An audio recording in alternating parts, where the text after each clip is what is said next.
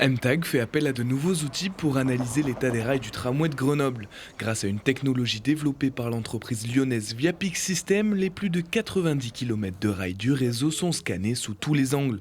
Une technologie encore jamais testée sur des rails, mais qui a fait ses preuves sur la route. Au lieu de faire des tournées à pied et de regarder avec l'œil humain ou avec certains appareils de mesure le rail, avec ce type de technologie, on va arriver à voir très en amont les micro-fissures ou les micro-désordres. Et si on arrive à les déceler et à savoir avant que ça arrive et que ça se dégrade que c'est en train d'arriver, eh bien le but c'est de remédier et de ne plus avoir de coupure, d'interruption de circulation ou de limitation de vitesse pour le tram.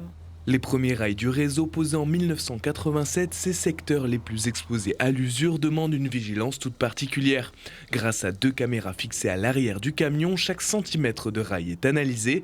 L'intelligence artificielle prend le relais et crée une base de données mise à disposition de MTAG.